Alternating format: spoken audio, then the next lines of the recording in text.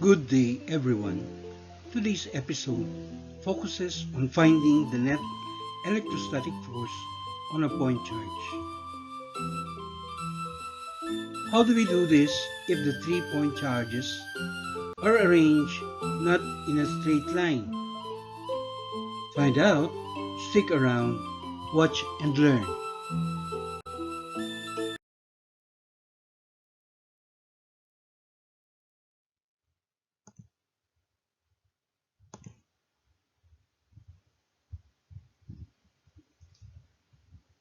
Let us have a quick review of electrostatic force. The force of attraction between two unlike charges, or between a charged body and a neutral body, and the force of repulsion between two like charges is by nature known as electrostatic force. Every physics enthusiast knows that like charges repel and unlike charges attract. I bet not all of you knows that a charged body, either positive or negative, always attracts and never repel a neutral body. Example is when a comb is rubbed in your hair, it gets charged. When you put the comb near neutral or uncharged bits of paper, the bits of paper do cling to the comb. Why does this happen? You better watch my previous upload. You can click the end screen video for this.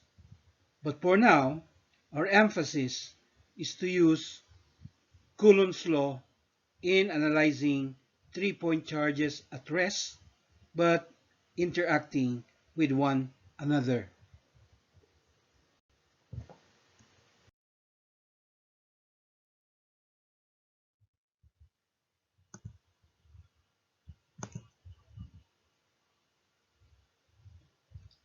So, as a recap, what is Coulomb's law of electrostatics? Coulomb's law states that the magnitude of the electrostatic force F sub E between two charges Q1 and Q2 separated by a distance r is directly proportional to the product of the two charges and inversely proportional to the square of the distance between them. So as illustrated here, point charge positive Q1 and point charge negative Q2 are at rest and they are separated by distance small letter r. Their mutual electrostatic forces on each other are labeled F sub 21 and F sub 12, which are considered action-reaction pair of forces. Therefore, they are equal but opposite in direction.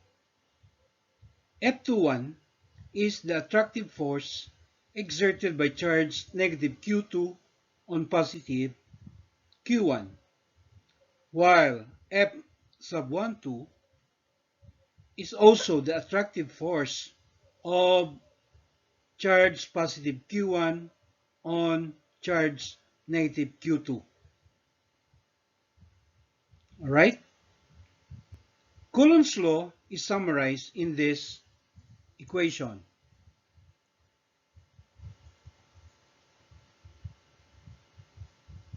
Alright?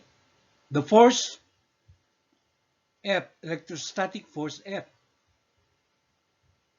or the magnitude of the electrostatic force F, okay, between the two charges is just equal to a constant k multiplied by the magnitude or absolute value of Q1 and Q2, meaning the product of the absolute value of Q1 and Q2 divided by the square of the distance that separates the two charges, that's r squared.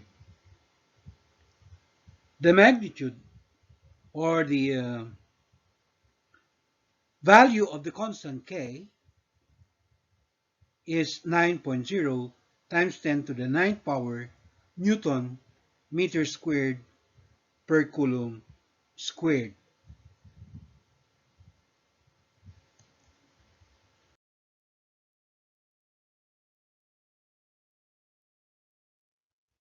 Here is the question.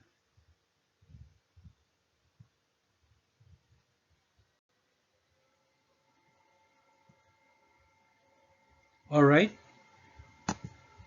Three particles with charges Q1 equal to negative 4.0 times 10 to the negative 6 coulomb, Q2 which is equal to positive 6.0 times 10 to the negative 6 coulomb, and Q3 which is equal to positive 3.0 times 10 to the negative 6 coulomb, are placed at the corners of an equilateral triangle, as shown in this figure.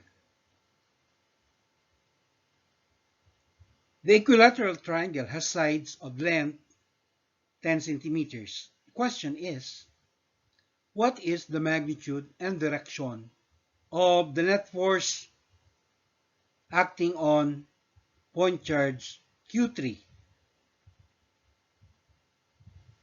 You also have to show vector diagram for the forces on Q3. Alright? So the point charges Q1 is located at this corner, alright, of the equilateral triangle. Q2 is at this corner, and Q3 is on this left side corner.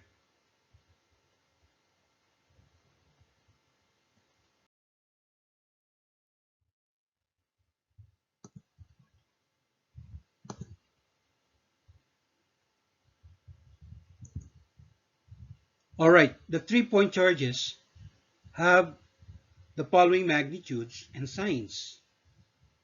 Alright, Q1 is equal to negative 4.0 times 10 to the negative 6 coulomb. Q sub 2 is equal to positive 6.0 times 10 to the negative 6 coulomb. And point charge Q3 is equal to positive 3.0 times 10 to the negative 6 coulomb. Our target variable is the magnitude and direction of the net electrostatic force acting on a charge Q3. Right? So, we first show the free body diagram or vector diagram of the forces acting on Q3. Alright? So Q3, this is Q3. Alright? The point charge located on the left side corner of the equilateral triangle. So what are these forces acting on point charge Q3? We have, we have force F13. It is the force of attraction exerted by the charge Q1 on Q3. This force is directed towards Q1 and it makes an angle 60 degrees above the positive x-axis. Take note, the angle of each vertex of an equilateral triangle is equal to 60 degrees. All right, another force is the one that charge Q2 exerts, all right, on Q3. And this is a repulsive force, all right? Since both charges, Q3 and Q2, are positive charges, so that makes point charge Q3 be repelled away from Q2. That means the force exerted by charge Q2 on charge Q3 is directed to the left or to the negative x-axis. It is labeled here as F sub 23. Alright, obviously the two forces acting on Q3 are neither in the same direction nor in the opposite directions. Right now, the two vector arrows are connected tail to tail. All right? So that means the angle between them is an obtuse angle. All right? An angle that is greater than 90 but less than 180 degrees. All right? Now, to determine the vector sum of these two forces, we can actually use the law of sine and the law of cosine.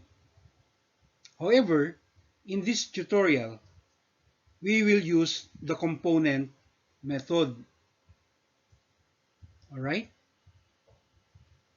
But before applying the component method, we will first determine the magnitude of each of these forces using Coulomb's law.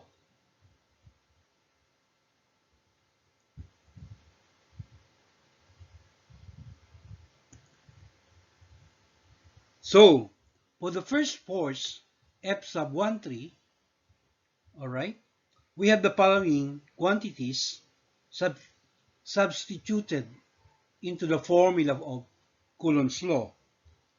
Alright, the constant K, which is 9.0 times 10 to the 9th power Newton meter squared per Coulomb squared, times the absolute value of Q1, which is 4.0 times 10 to the negative 6 Coulomb, times the absolute value of Q3, which is 3.0 times 10 to the negative 6 Coulomb, all right, divided by the square of the distance that separates the two charges. And that's just equivalent to the side of an equilateral triangle, which we stated earlier is equal to 10 centimeters. But you have to convert it to meters. So that's 0.10 meters. And that will be squared. So doing our math, we get the value or the magnitude of the force F13 equal to 11 newtons to two significant digits. And its direction is as shown in the vector diagram. All right? The direction is 60 degrees above the positive x-axis.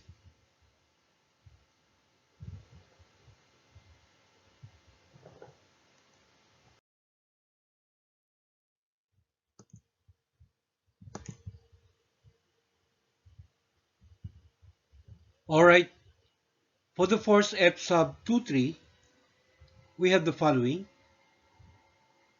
F sub 23 is equal to the product of 9.0 times 10 to the 9th power Newton meter squared per Coulomb squared, and that's multiplied to the absolute value of Q2, which is 6.0 times 10 to the negative 6 Coulomb, and multiplied also to the absolute value or magnitude of Q3, which is 3.0 times 10 to the negative 6 coulomb, divided by, all right, the same distance, which is 0.10 meters to be squared. Again, doing your math, we will get the magnitude of the force F23 equal to 16 newtons to two significant figures. And the direction, obviously, is it is directed towards the negative x-axis.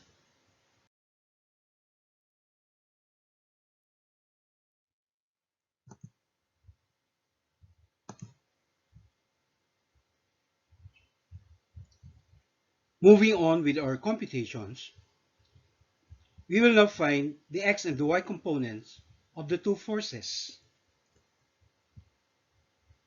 The x component of the force F13 or F sub 13 is just equal to the cosine value of 60 degrees multiplied by, all right, the magnitude of F13, which is 11 newtons, all right, and that gives us positive 5.5 newtons.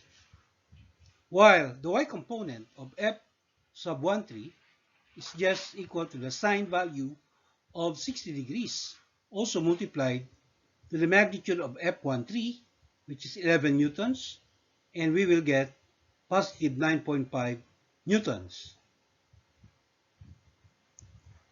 Likewise, for the other force F23, all right, its x component, all right, is just equal uh, to negative 60 newtons, exactly the value for F23.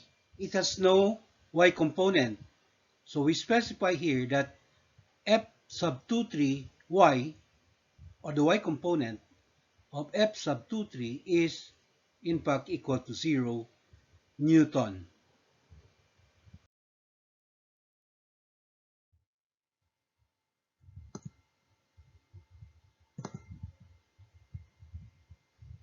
Next, we get the summation of the x components and the y components of the two forces. The sum of fx, all right?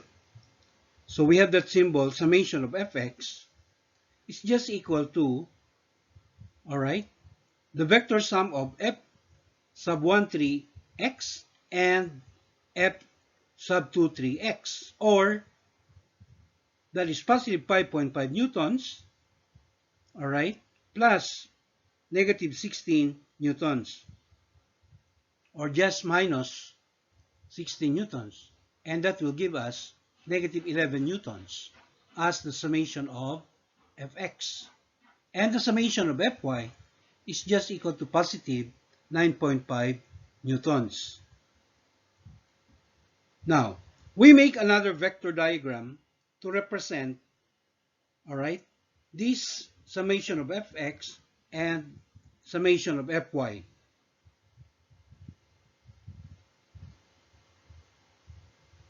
And we can find the resultant force, all right, or the vector sum, which is represented here by the arrow colored brown and denoted as the F net, or the resultant force, all right.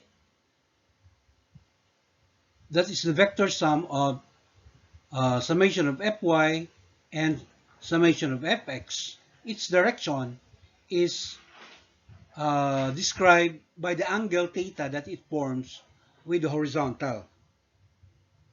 All right.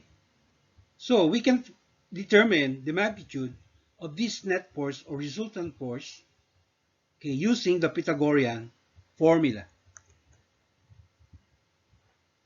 That is, okay, the magnitude of F net is just equal to the square root of the square of the value uh, negative 11 newtons squared, all right, that is the summation of fx, plus the square of the summation of fy, which is 9.5, square it, all right, So that will become, or that will be equal to the square root of 121 plus 90, all right?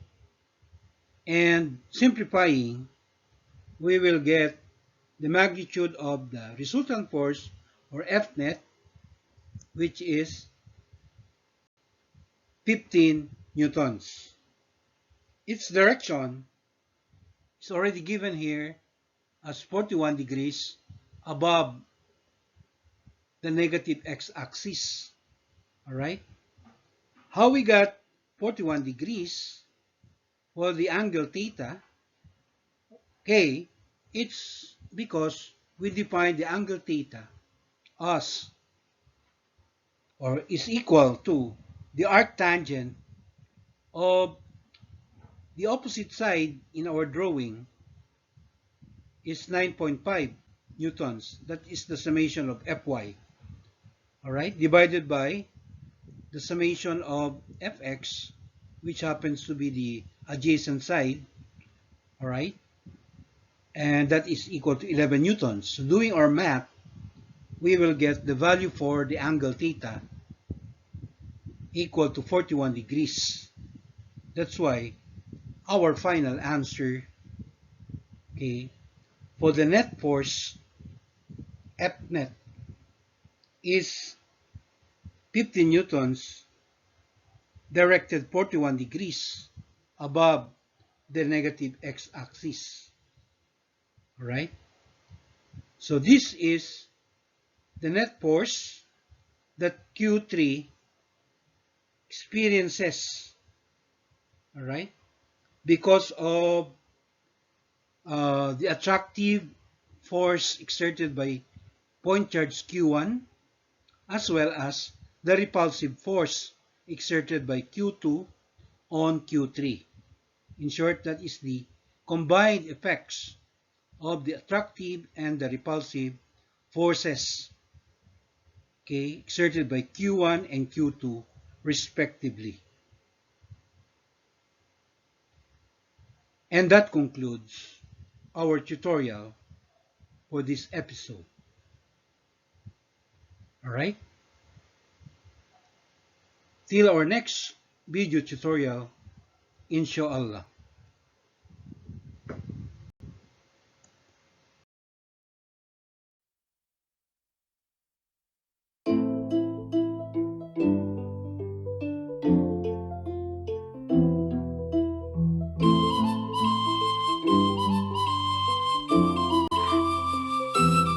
Thank you very much for watching. Please follow me in my FB page, and please don't forget to subscribe to my YouTube channel.